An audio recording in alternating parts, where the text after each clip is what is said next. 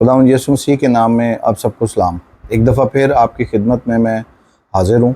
आज खुदावंद यीशु मसीह के कलाम में से हम एक बहुत ही अहम मज़मून और एक बड़ा ही अहम सवाल पर गौर करेंगे। अगर आप मेरी वीडियोस देखते हैं तो आप देखते होंगे कि मैं अक्सर अपने वीडियोस का जो बिगिनिंग है, जो स्टार्ट है, वो हमेशा सवाल से करता हूँ, क्योंकि हमारे ज़हनों में सवाल आने चाहिए। आगे चल के मैं आपको बताऊँगा इसकी इम्पोर्टेंस क्या है सवाल की। तो चलिए अपनी वीडियो को शुरू करते हैं। खुदावंद यीशु मसीह के नाम में आप सबको सलाम। काइन को बीवी कहाँ से मिली? एक बड़ा ही क्यूरियोसिटी भरा सवाल है, तजस्सुस भरा सवाल है। अक्सर लोग मुझसे इसके बारे में पूछते हैं, और मैं भी जब बाइबल स्टडी इब्तदाई आयाम में कर रहा था तो मैं भी सोचता था कि काइन को उसकी बीवी कहाँ से मिली। क्यों? अब ये सवाल क्यों आता है ज़हन में? क्योंकि अगर आप बाइबल के इब्तदाई औराक का मुतालिया करें तो वहाँ आप देखेंगे कि इस सवाल की वजह क्या है। वो ये है जी कि सिर्फ बाइबल के जो पहले इब्तदाई औराक है 2 या 3, उसमें आपको 4 कैरेक्टर्स मिलेंगे।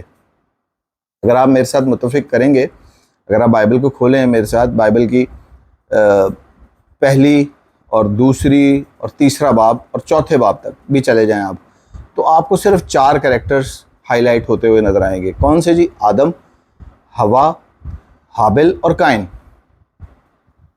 इस चैनल पर मेरा मकसद ही सिर्फ ये है कि मैं इस तरह के तजस्सुस भरे, क्यूरियोसिटी भरे, थॉट प्रोवोकिंग, अनकन्वेंशनल यानी गैर रिवायती चीज़ें आपके लिए लाऊं, ताकि हम खुदा के कलाम को बेहतर तौर पर सीख सकें, खुदा के कलाम से बेहतर तौर पर मुस्तफ़ीज़ हो सकें। तो खुदावंद यीशु मसीह हमें कभी भी इस बात से टोकते नहीं थे। मैं आगे चल के आपको बताऊंगा कि सवालों की जो अहमियत है वो क्या थी खुदावंद की नज़र में। तो आज हम बेसिकली सीखेंगे जी काइन को बीवी कहाँ से मिली, जबकि सिर्फ 4 कैरेक्टर्स का हमें जिक्र मिलता है। सवाल पैदा होता है, क्या बाइबल में कोई खला है? क्या बाइबल अधूरी है? फिर उसके बाद जी, क्या बाइबल में अगर हम पढ़ें तो क्या काइन ने अपनी बहन से शादी की, या इसके पीछे कुछ और राज है जिसे हम समझ नहीं पाए? तो ये सवाल जो है ना, शुरू में जो मैंने आपसे किया है, काइन को बीवी कहाँ से मिली, और मैंने आपके सामने वजह भी रखी कि जब हम बाइबल के पहले औराक, चंद औराक पढ़ते हैं तो उसमें हमें सिर्फ 4 कैरेक्टर्स मिलते हैं, आदम, हवा, हाबिल और काइन। इस सवाल का जवाब मैं आपको आगे चल के अपनी वीडियो में दूंगा ज़रूर। मेरे साथ बने रहिएगा, मेरे चैनल को सब्सक्राइब कीजिएगा। अगर आपको लगता है कि मैं इस चैनल पर कुछ नई बातें, कुछ सोच को झंझोड़ने वाली बातें और कुछ गैर रिवायती बातें आपके लिए रखता हूं, तो ज़रूर मेरे चैनल को सब्सक्राइब कीजिएगा, शेयर कीजिएगा, लाइक कीजिएगा, कमेंट्स भी कीजिएगा, ताकि मुझे भी सीखने का मौका मिले। मैं चाहता हूं कि आप लोग मेरे साथ बने रहें, मुझसे रब्ता करें, मुझसे पूछें और मुझसे बात करें। जब आप खुदा के कलाम में इंटरेस्ट लेंगे तो ऑब्वियसली खुदा का रूह आपको उभारेगा। ये सवाल इसने बहुत से मसीहों को परेशान किया है। इसने बहुत से मसीहों के ज़हन में ही उभरता है सवाल। पहले तो बहुत कम हम बाइबल स्टडी करते हैं, और अगर हम करते हैं, जो करने वाले हैं वो मुत्तफिक होंगे मेरे साथ कि इस सवाल को बहुत से लोग अपने जहनों में लेकर इसके तरह तरह के जवाबात देते हैं। तो आज चंद लम्हात के लिए मैं अपने इसी चैनल पर आपके सामने कुछ ऐसी बातें रखूँगा जिससे हम इस बेहतर नतीजे पर पहुँच सकते हैं कि क्या काइन को बीवी मिली और वो कहाँ से मिली। मेरे साथ बने रहिएगा। नंबर 1 जी, बाइबल खामोश नहीं है बल्कि मुख्तसर है। क्योंकि मैंने आपसे कहा, क्या बाइबल में कोई खला है? क्या बाइबल में काइन ने अपनी बहन से शादी की, या इसके पीछे कुछ और गहरा राज है जिसे हम समझ नहीं पाए? तो नंबर 1 जी, जवाब ये है, बाइबल खामोश नहीं है, बाइबल में कोई खला नहीं है, बाइबल में कुछ छुपा हुआ नहीं है, लेकिन बाइबल मुख्तसर है। पैदाइश 4 बाब और उसकी 70वीं आयत अगर आप पढ़ते हैं तो उसमें काइन की बीवी का जिक्र आता है। ठीक है, पैदाइश 4 बाब और उसकी 70वीं आयत को अगर आप पढ़ते हैं तो उसमें काइन की बीवी का जिक्र आता है। लेकिन फिर सवाल वहीं खड़ा हो जाता है कि ये कहाँ से आई, ये इसको मिली कहाँ से, जबकि बाइबल मुकद्दस शुरू में सिर्फ 4 शख्सियात का जिक्र करती है। यहाँ जी यहूदी उलमा कहते हैं कि बाइबल हर फर्द का मुकम्मल रिकॉर्ड देने के लिए नहीं उतरी। यानी तौरेत जो है, बाइबल जो है, जो यहूदियों की बाइबल थी, तौरेत, زبور، صحائف انبیاء، وہ کہتے ہیں کہ کیونکہ یہ ان کی بائبل تھی، وہ کہتے ہیں کہ بائبل ہر فرد کا مکمل ریکارڈ دینے کے لیے نہیں آئی، بلکہ خدا کی مداخلت کی کہانی ہے اور اسی کا بیان ہے۔ تو ہمیں بائبل کو جب ہم پڑھتے ہیں نا، نمبر ایک سوالات ہمارے ذہن میں آنے چاہیے۔ اگر ہم مخلصی سے اور خدا کے روح سے بھر کر اگر ہم بائبل کو پڑھتے ہیں، بائبل سٹڈی کرتے ہیں، تو ہمارے ذہن میں سوالات آنے چاہیے۔ ہمیں یہ ذہن میں رکھنا چاہیے کہ بائبل تمام ہر فرد جتنے بھی نسل انسانی میں آئے تھے ان کا ریکارڈ دینے کے لیے نہیں آئی، بلکہ خدا کی مداخلت ہے، جس سے کہ خدا ہمیں یہ بتانا چاہتا ہے اور اس کا یہ بیان ہے کہ وہ کس طرح سے نسل انسانی میں انٹروین کرتا ہے۔ اس کا ریفرنس میں آپ کو نئے عہد نامے سے بھی دوں گا جی۔ یوحنا کی انجیل اس کا 21 باب اور اس کی 25ویں آیت کو اگر آپ غور سے پڑھیں تو وہاں پر بھی لکھا ہے جی، اور بہت سی باتیں ہیں جو اگر لکھی جاتی تو کتابوں کا شمار نہ ہو پاتا۔ تو مطلب بہت ساری باتیں ہیں جو اس میں ریکارڈڈ نہیں ہیں، لیکن جب ہم بائبل کو پڑھتے ہیں، میں آپ کو serious as a Bible student کہہ رہا ہوں، اور میرا یہ چیلنج ہے کہ کوئی بڑے سے بڑا آپ سوال لے آئے گا، اس کا جواب اس میں آپ کو مل جائے گا، کوئی نہ کوئی ہنٹ، کوئی نہ کوئی ایسا کلو آپ کو مل جائے گا جس سے آپ کسی بہتر نتیجے پر پہنچ سکتے ہیں۔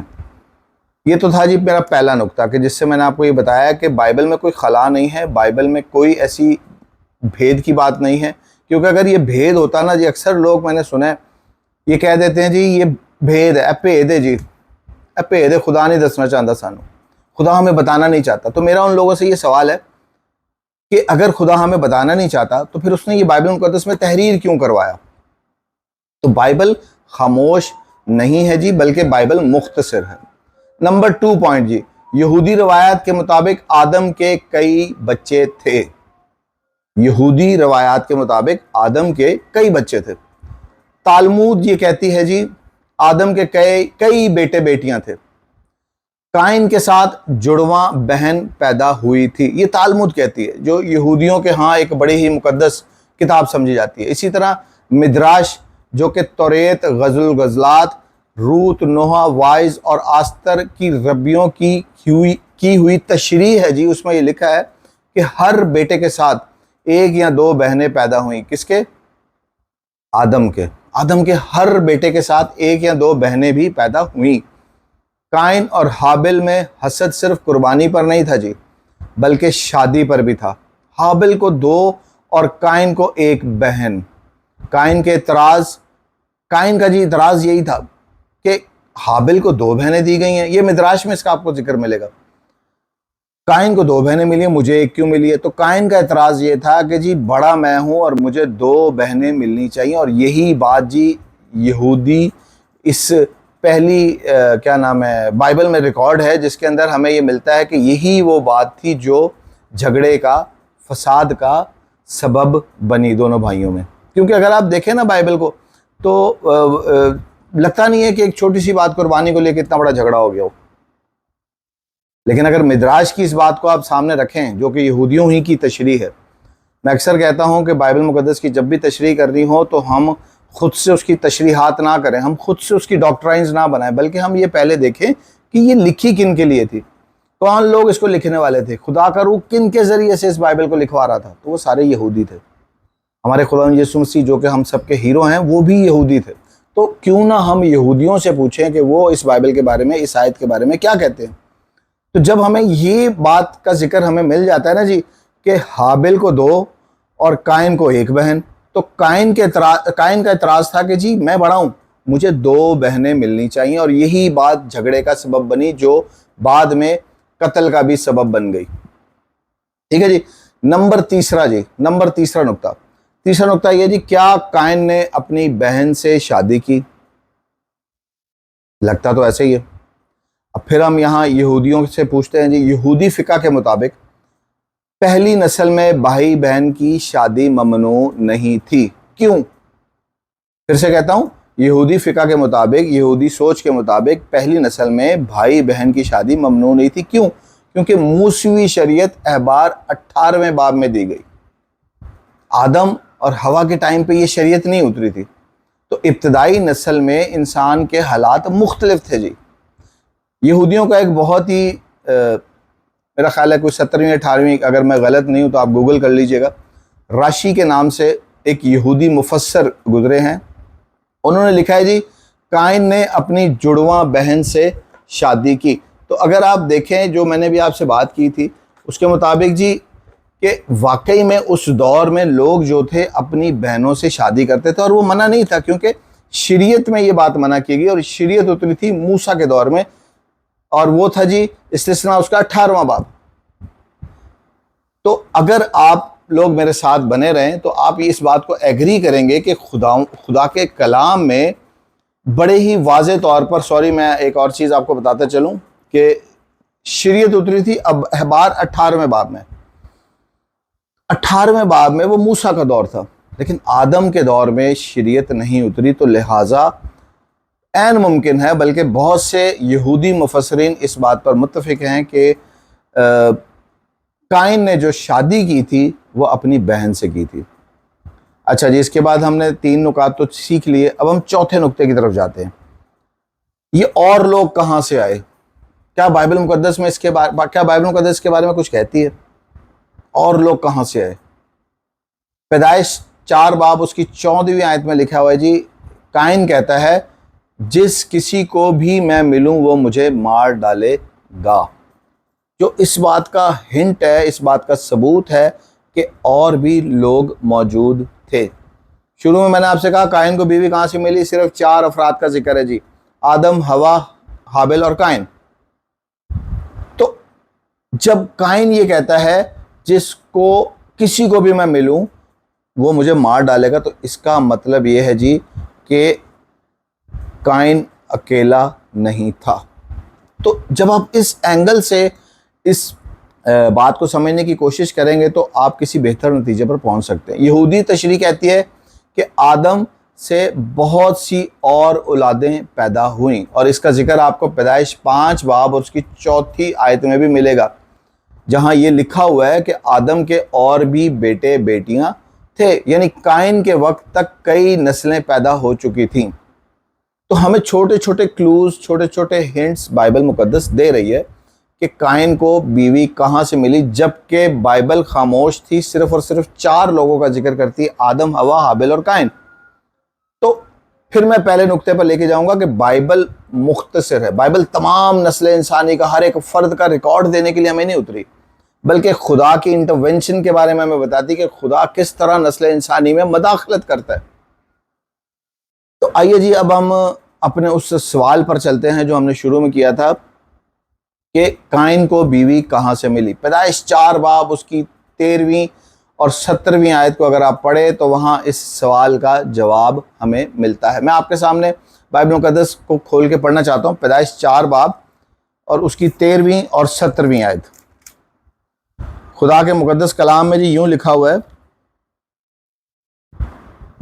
تب قائن نے خداوند سے کہا کہ میری سزا برداشت سے باہر ہے، دیکھ آج تو نے مجھے روئے زمین سے نکال دیا ہے، اور میں تیرے حضور سے روپوش ہو جاؤں گا اور زمین پر خانہ خراب اور آوارہ رہوں گا، اور ایسا ہوگا کہ جو کوئی مجھے پائے گا قتل کر ڈالے گا۔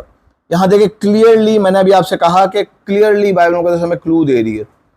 جب اس نے اپنے بھائی کا قتل کر دیا تو وہ یہ لفظ کہہ رہا ہے کہ جو کوئی مجھے پائے گا قتل کر ڈالے گا۔ اگر وہاں صرف 4 ہی لوگ ہوتے، جبکہ بائبل نہیں کہہ رہی، یہ تو ہم چونکہ بائبل مقدس کو پڑھ رہے ہیں اور کسی نتیجے پر پہنچنا چاہ رہے ہیں، تو ہمیں یوں لگ رہا ہے کہ بائبل مقدس صرف 4 لوگوں کا ذکر کر رہی ہے، آدم، ہوا، قائن اور حابل۔ لیکن جب یہ خون کیا تو قائن کہتا ہے کہ جو کوئی مجھے پائے گا، ڈھونڈے گا، تلاش کرے گا، جس کو میں مل جاؤں گا، مجھے قتل کر ڈالے گا۔ تو اس بات کا ثبوت ہے کہ وہاں اور بھی لوگ موجود تھے۔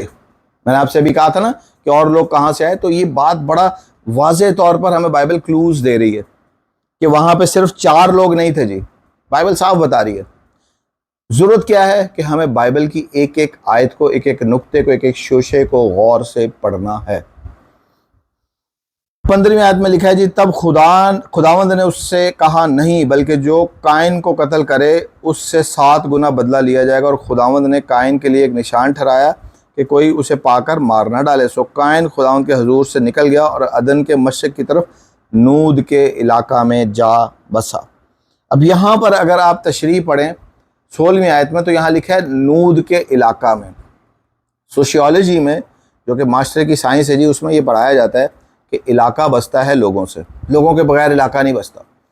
تو اکثر ہم مسیحی حضرات جب بائبل مقدس کو پڑھتے ہیں تو ہمارے ذہن میں چونکہ کنفیوژن یہ ہوتا ہے کہ بائبل مقدس تو صرف 4 لوگوں کا ذکر ہے، آدم، ہوا، قائن اور حابل۔ تو ہم ان کلوز کو غور سے پڑھتے نہیں ہیں، ہم سمجھنا نہیں چاہتے، ہم سیکھنا نہیں چاہتے، اس لیے ہم بائبل کو ٹھہر ٹھہر کے پڑھتے نہیں ہیں۔ بائبل کے ایک ایک لفظ کو، ایک ایک نقطے کو، ایک ایک سینٹنس کو ہمیں بہت ٹھہر ٹھہر کر پڑھنا چاہیے، تب ہوتی ہے جی بائبل اسٹڈی۔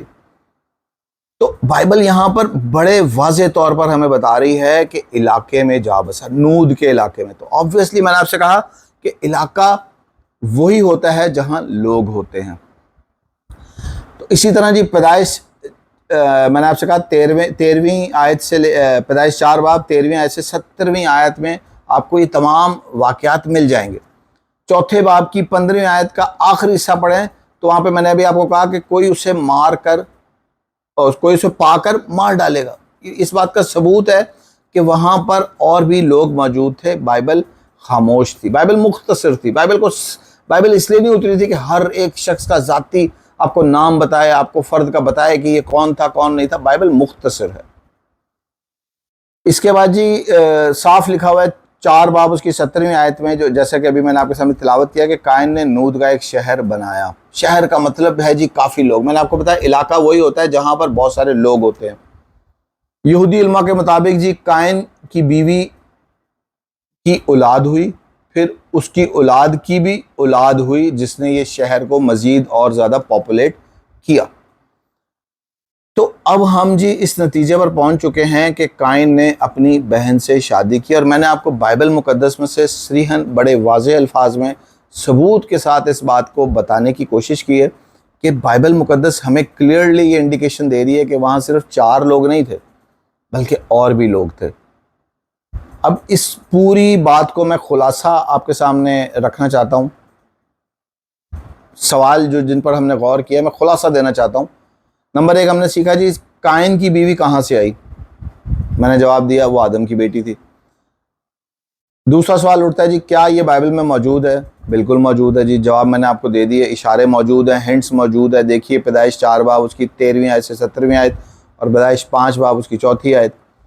تیسرا سوال اٹھتا ہے جی کیا اس وقت بھائی بہن کی شادی جائز تھی؟ اس کا بھی میں نے آپ کو جواب دیا، جی ہاں، شریعت سے پہلے نسل انسانی کو چونکہ بڑھانا تھا، شریعت نہیں آئی تھی، شریعت آئی تھی احبار 18ویں باب میں، وہ موسیٰ کے دور میں آئی تھی، تو لہٰذا اس بات کی بالکل اجازت تھی کہ آپ اپنی بھائی بہن سے آپس میں شادیاں کر سکتے تھے۔ تو حاصل کلام اب یہ ہے جی کہ قائن کی بیوی کا سوال صرف تاریخ کا سوال نہیں ہے جی، یہ کوئی ہسٹری سے ریلیٹڈ سوال نہیں ہے، بلکہ یہ بتاتا ہے ہمیں، اور بڑے واشگاف الفاظ میں اگر یہ سوال آپ اس پر غور کریں تو یہ بائبل مقدس کا یہ سوال ہمیں بتاتا ہے کہ بائبل ہمیشہ سوال اٹھانے والوں کے لیے کھلی ہوئی ہے جی۔ یہ ایسی مذہبی کتاب میں نے دنیا میں دیکھی ہے جی جس پر جتنے سوال، جتنا اس کو دبایا جاتا ہے یہ اتنا ہی اوپر اٹھتی ہے۔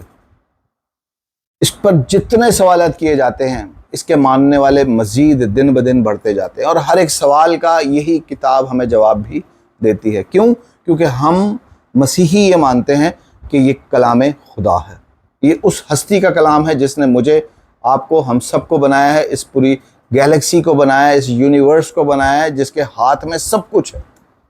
تو بائبل مقدس ہمیشہ سوال اٹھانے والوں کے لیے کھلی ہوئی ہے جی۔ مزید یہ کہ جی یہودی روایت ہمیں دعوت دیتی ہیں کہ بائبل کو صرف لفظی نہ پڑھیں بلکہ اس کی گہرائی میں جائیں۔ میں نے آپ سے بھی تھوڑی دیر پہلے کہا تھا کہ اس کی ایک ایک آیت کو، ایک ایک نقطے کو، ایک ایک شوشے کو، ایک ایک جملے کو غور سے پڑھیں۔ یہاں مجھے جی اینڈ میں افلاطون کی ایک بات یاد آ گئی۔ اس نے ایک دفعہ کہا تھا کہ the right question is usually more important than the right answer. The right question is usually more important than the right answer. کہ صحیح جواب سے کہیں زیادہ اہم صحیح سوال ہوتا ہے جی۔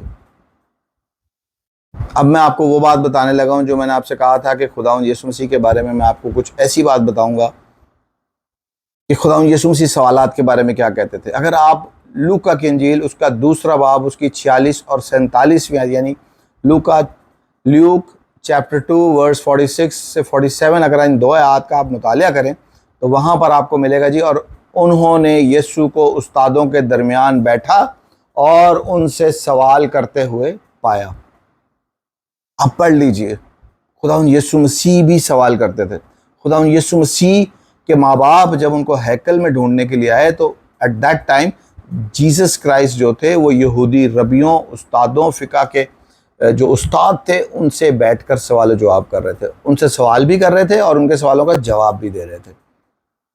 तो मेरे अजीज़ों, एक सोच आपके लिए छोड़ के जाना चाहता हूँ कि क्या हम बाइबल मुक़द्दस को जब पढ़ते हैं तो क्या वाकई में उसको पढ़ते हैं मुतालिया करने के लिए पढ़ते हैं या हम रस्मन पढ़ते हैं? क्योंकि जब हम बाइबल मुक़द्दस को पढ़ते हैं तो हमेशा हमारे जहनों में सवालात उठते हैं। बेहतर अच्छे जवाब से ज़्यादा बेहतर होता है जी अच्छा सवाल करना सीखिए। खुदा यीशु मसीह की भी मैंने आपको हवाला दे दिया, मैं कोई अपनी तरफ से ये बात नहीं कर रहा। लूका की इंजील 2 बाब उसकी 46 और 47 आयत पढ़ लें। जब खुदा यीशु मसीह के माँ बाप उनको हैकल में ढूंढ रहे थे, जब वो 12 साल के थे, तो वो फ़कीरों फरीसियों से बहस भी कर रहे थे और वहाँ साफ वाज़ेह तौर पर लिखा है कि उनसे सवालात कर रहे थे। उनके माँ बाप ने खुदा यीशु मसीह को उनसे सवाल करते हुए पाया। तो क्या हम सवालात करते हैं? सवालात कीजिए। सवालात तब आप कर सकते हैं जब आप बाइबल मुक़द्दस को अनकन्वेंशनली पढ़ेंगे, गैर रिवायती तौर पर पढ़ेंगे। हमने सुना क्या है उसको हटा के हम खुदा के पाक रूह को जब इजाज़त देंगे कि खुदावंद का पाक रूह हमें सिखाए और हम एक एक लफ्ज़ को जब गौर से पढ़ेंगे तो ऑब्वियसली खुदा का कलाम हमें बरकतों से नवाजेगा। हमारे ज़हन में सवालात उठेंगे। जब हमारे ज़हन में सवालात उठेंगे तो मेरे अजीज़ों उसका जवाब भी खुदा हमें इसी बाइबल मुक़द्दस में से देगा। जब कोई तुमसे तुम्हारे ईमान की वजह दरियाफ़्त करे तो तुम्हें उसको बेहतर मौजूद जवाब देना आना चाहिए। खुदा यीशु मसीह के नाम में आप सबको मेरी तरफ से सलाम। आपको खुदा बरकत दे। मेरे साथ इस वीडियो को अगर आप समझते हैं कि खुदा के कलाम में से आपने कुछ नया सीखा है तो ज़रूर सब्सक्राइब का बटन दबाइएगा, मुझे कमेंट्स कीजिएगा, इस वीडियो को शेयर भी कीजिएगा। Thank you very much. God bless you.